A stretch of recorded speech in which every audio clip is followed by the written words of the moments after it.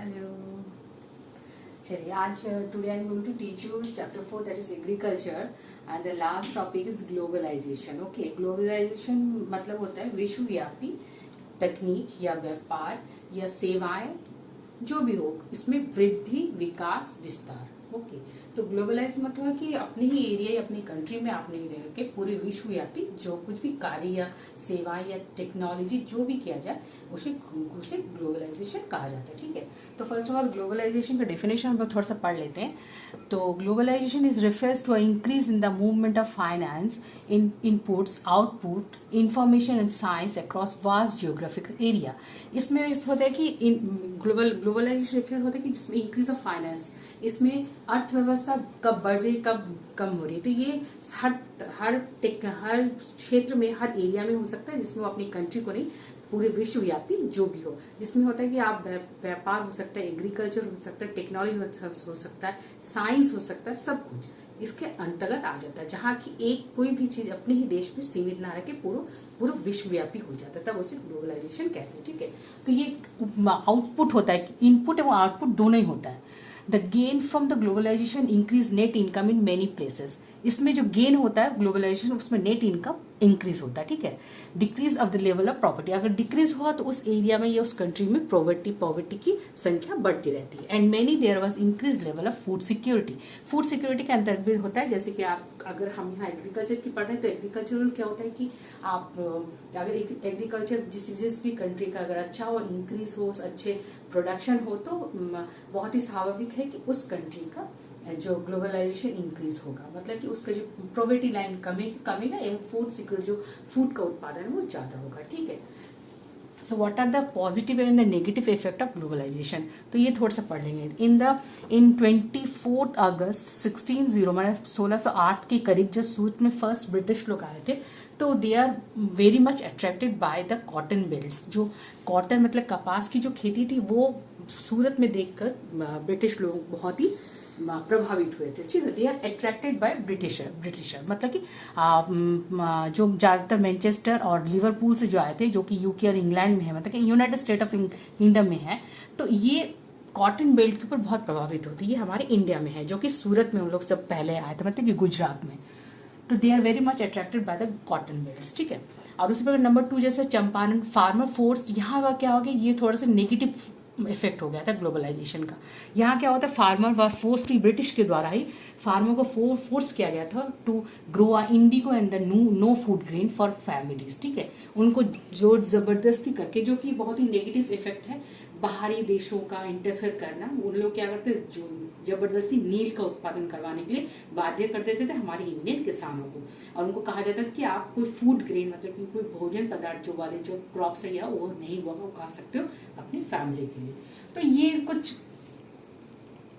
Negative effects है। ठीक है, उसी प्रकार अगर हम यहाँ पॉजिटिव इफेक्ट पढ़े तो ग्रीन रेवोल्यूशन हुआ था। जो ग्रीन रेवोल्यूशन जो कि बहुत ही फार्मर के लिए, जो पूरी कंट्री पूरे वर्ल्ड यानी ग्लोबलाइजेशन मतलब पूरे विश्वव्यापी के लिए बहुत ही एक इफेक्टिव पॉजिटिव वे था फॉर एग्रीकल्चर को बढ़ाने के लिए। ठीक है, तो ग्रेन रेवोल्यूशन में क्या होता है कि जेनेटिक इंजीनियरिंग फिट किए गए थे, जिनका काम ही था कि उनको हाइब्रिड सीड्स लोग तैयार कर रहे थे, गुड फर्टिलाइजर तैयार कर रहे थे।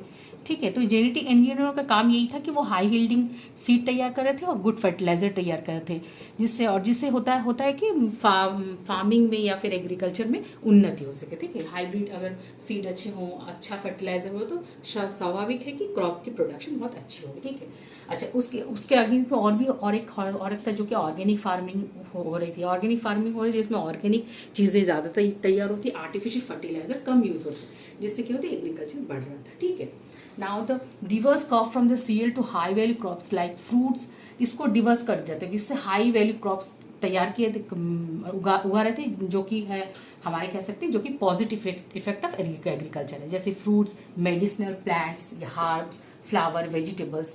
Import cereal and export like Italy to Israel. Import इससे हो रहा था कि ज्यादा से ज्यादा फूड प्रोडक्शन अगर हो रहे हैं तो सीरियल अगर ज्यादा तैयार कर रहे हैं, फ्रूट्स वेजिटेबल होते हैं, ये एक्सपोर्ट इंपोर्ट हो रहा था। तो इस कंट्री से दूसरे कंट्री में यदि ये so those are the positive effect of globalization, जो कि अपनी कंट्री में प्रोडक्शन अगर ज्यादा है तो आप विश्वव्यापी भी व्यापार कर सकते हो।